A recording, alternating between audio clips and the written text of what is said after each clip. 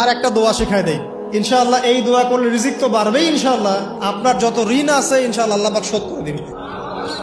বিশ্বাস করলেন না? এই দোয়া শিখাই দিচ্ছি, এই জন্য আমাকে হাদিয়া দেওয়া দরকার, স্পেশালি আমাকে এখন হাদিয়া দেওয়া দরকার। এটা গুরুত্বপূর্ণ দোয়া শিখাই দিচ্ছি। আলী রাদিয়াল্লাহু আনহু বলেছেন, কোন ব্যক্তির যদি পাহাড়ের সমানও ঋণ থাকে, এই দোয়া যদি আমল করে আল্লাহ পাক ওই ঋণও শোধ করে দিবেন ইনশাআল্লাহ। ঋণ কেমন জানেন? ওই যে এখন মানুষ ঋণ নিচ্ছে 1 কোটি টাকা ব্যাংক থেকে, 2 কোটি টাকা ব্যাংক থেকে, হ্যাঁ, কত বছর, 10 বছরের জন্য, 20 বছরের জন্য বাড়ি করছে, তাই না? তার ধারণা এমন যে সে মারা গেলে তার ঋণটা কেউ না কেউ শোধ করে দিবেই দিবে, তাই তো? আর আল্লাহর রসুল কি বলছেন দেখেন, একজন মারা গেছেন, নবী সাল্লাল্লাহু আলাইহি ওয়াসাল্লামের সময় একজন মারা গেছেন, তো নবী করিম সাল্লাল্লাহু আলাইহি ওয়াসাল্লাম বলছেন, এই ব্যক্তির কি কোনো ঋণ আছে? একজন সাহাবী বলেন, হ্যাঁ ইয়া রাসূলুল্লাহ, তো ঋণ আছে। নবীজি বললেন, তোমরা ওর জানাজা পড়ো, আমাকে ডেকো না, তোমরা ওর জানাজা পড়ে নাও, আমি জানাজা পড়তে চাচ্ছি না। আমি এখন কেমন করে আপনাকে বুঝাবো ঋণ কত ভয়ঙ্কর জিনিস?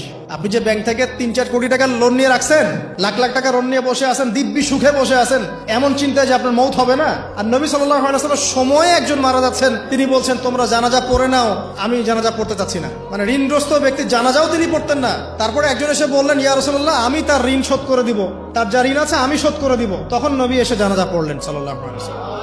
তো আপনার এই কোটি কোটি টাকা ঋণ শোধ করার লোক তো রেডি আছে নাকি? আছে না?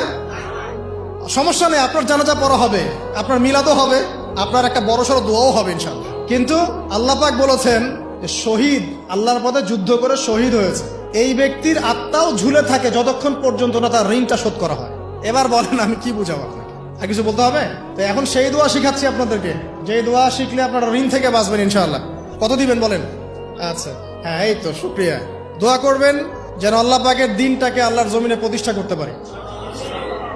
আমার সাথে বলেন, দোয়াটা হচ্ছে, আল্লাহুম্মা ইকফিনি বিহালালিকা আন হারামিকা ওয়া আগনিনি বিফদলিকা আম্মান সিওয়াকা।